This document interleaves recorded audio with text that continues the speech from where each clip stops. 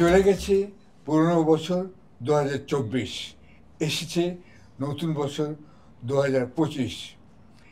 এই নতুন ইংরেজি বছর আসার আগেই পশ্চিমে, বিশেষ করে ব্রিটেনে দেখা যায় দোকানে কিন্তু নতুন ক্যালেন্ডার সেপ্টেম্বর মাস থেকেই। বাংলাদেশে অনেকে একটু দেরি করে ফেলেন ক্যালেন্ডার বের করতে। লন্ডনে এই ক্যালেন্ডারটি আমরা সেপ্টেম্বর মাসেই কিনেছিলাম। এখন দোকানে ছড়াছড়ি 2025-এর ক্যালেন্ডার। কিন্তু বাংলাদেশে অনেকেই দেরি করছেন, অনেকে আগেই বের করেছেন। তবে এবার যারা আগে বের করেছেন তাদের মধ্যে একটি খুব বৈশিষ্ট্যপূর্ণ ক্যালেন্ডার আমার হাতে এসেছে। এ বিষয়ে আমার সহকর্মী আমিনুল ইসলাম তুহিন কিছু বলবেন। দেখুন ক্যালেন্ডারটি। এই ক্যালেন্ডারটির বৈশিষ্ট্য হচ্ছে এরা একটা ফেসবুক এদের একটা গ্রুপ আছে 2018 সাল থেকে, ইয়ার্কি করি, ইংলিশে এবং ইয়ার্কি। তো সেই হিসেবে এরা স্যাটায়ার করে যাচ্ছে দীর্ঘদিন ধরে, ফেসবুকে খুবই জনপ্রিয়। তো এরা জুলাই আগস্ট যেই অভ্যুত্থানটা হলো তার উপর ভিত্তি করে এই ক্যালেন্ডারটা করেছে, খুব চমৎকার।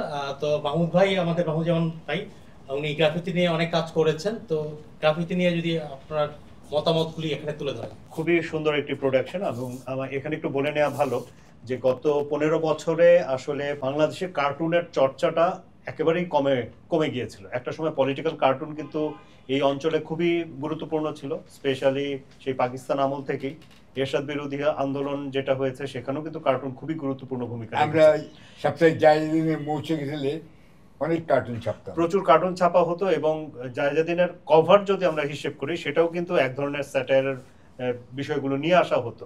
কিন্তু দুর্ভাগ্যজনকভাবে এই কালচারটাই বন্ধ হয়ে গিয়েছিল এবং বাংলাদেশের অনেক দৈনিক পত্রিকা যারা প্রথম পাতায় রঙিন কার্টুন ছাপতো তারা কার্টুন ছাপাই বন্ধ করে দিয়েছিল, কারণ কার্টুনিস্টরা আর কার্টুন আঁকার সুযোগ পাচ্ছিলেন না। তবে এবার আমরা দেখতে পেলাম যে আমাদের জুলাই যে গণ অভ্যুত্থান হয়েছে সেই গণ অভ্যুত্থানের পরবর্তী সময়ে একটি বড় কার্টুন প্রদর্শনীও হয়েছে এবং রাজনৈতিক কার্টুন আবার ফিরে এসছে। তো এখন একটা বিষয়ে একটা বিতর্ক এসেছিল বা একটা সন্দেহ এসেছিল যে আগামীতে যারা ক্ষমতায় আসবে তারা কার্টুনটাকে কিভাবে নেবে। এবং আমরা এখানে একটু বলতে চাই যে তারেক রহমানকে নিয়ে একটি কার্টুন আঁকার পর সবাই ভয়ে ছিল যে তারেক রহমান কি রিয়াকশন করেন, কিন্তু দেখা গেল তারেক রহমান নিজেই সেটা ফেসবুকে শেয়ার দিয়ে আরো প্রশংসা করেছেন যে কার্টুনিস্ট তাকে, মেয়েদের আঁকা একটা কার্টুন। এটা কিন্তু একটা ভালো পরিবেশ তৈরি করেছে, যার ফলে অন্যান্য কার্টুনিস্ট যারা আছেন তারাও কিন্তু পলিটিক্যাল কার্টুন করার ব্যাপারে আগ্রহী হয়েছেন। আমরা এখানে দেখতে পাচ্ছি যে একটি রঙ্গ ভরা বঙ্গদেশ, এটা 24 সালের বিভিন্ন ঘটনা নিয়ে এখানে করা হয়েছে। তা আমরা প্রথমেই যেটা দেখতে পাচ্ছি, স্বজন হারানোর বেদনা।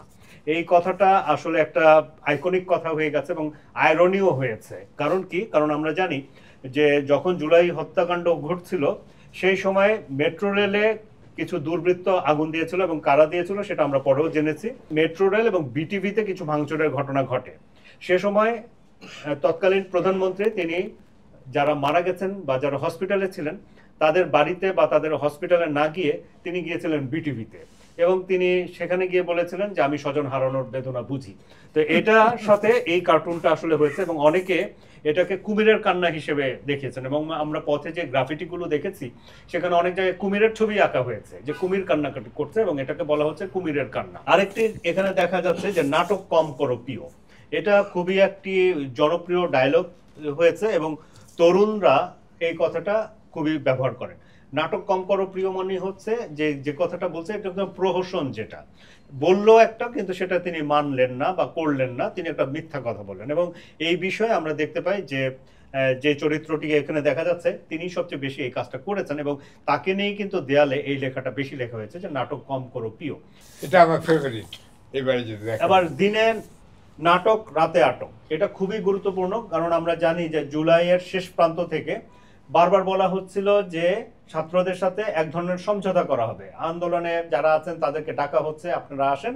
এই কথা বলে রাতের বেলা আমরা দেখেছি মিরপুর ডিওএইচএস এ ঘরে ঘরে ঢুকে গুলি করা হয়েছে, বাচ্চাদেরকে ধরে নিয়ে আসা হয়েছে, রাস্তায় ধরা হয়েছে, ডিবি অফিসে নিয়ে আসা হয়েছে। এমন কোনো নির্যাতন নাই যে কাজটি করা হয়নি। She has made us fly, এটা হচ্ছে আমাদের খুবই বিখ্যাত একজন মন্ত্রী ছিলেন, তিনি একটা তার স্পেশাল একটা নাম ছিল, এটা সংক্ষেপে কাকা নামে সবাই চেনে তাকে।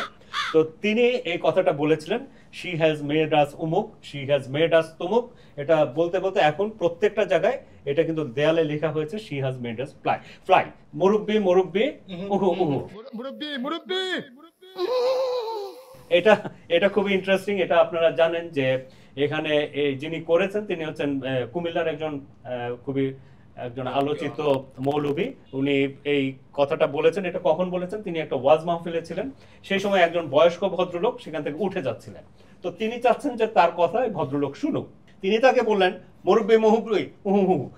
এই হু শব্দটা এত সুন্দরভাবে এসছে, এটা আসলে একদম ভেতর থেকে বেরিয়েছে যে তিনি না করছেন, আপনি এখান থেকে উঠবেন না।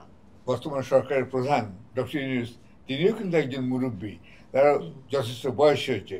আমরা তাকে অনুরোধ করতে পারি, আশাও করতে পারি যে এই বছর 2025 সালে কার্টুন আঁকা শুধু ক্যালেন্ডারের মধ্যে নয়, সর্বত্র যেন ছড়িয়ে পড়ে, পত্রপত্রিকায়, দেয়ালে এবং বিয়ের নিমন্ত্রণপত্র অনুষ্ঠানে, সব কিছুর মধ্যে, তাই নয় কি? অবশ্যই, কারণ কার্টুন মানুষের একটা আনন্দেরও খোরাক এবং এর মধ্য দিয়ে অল্প কথায় অনেক কিছু কিন্তু বুঝিয়ে দেওয়া যায়, যেটা হয়তো 1000 শব্দ দিয়েও বোঝানো যায় না। ধন্যবাদ।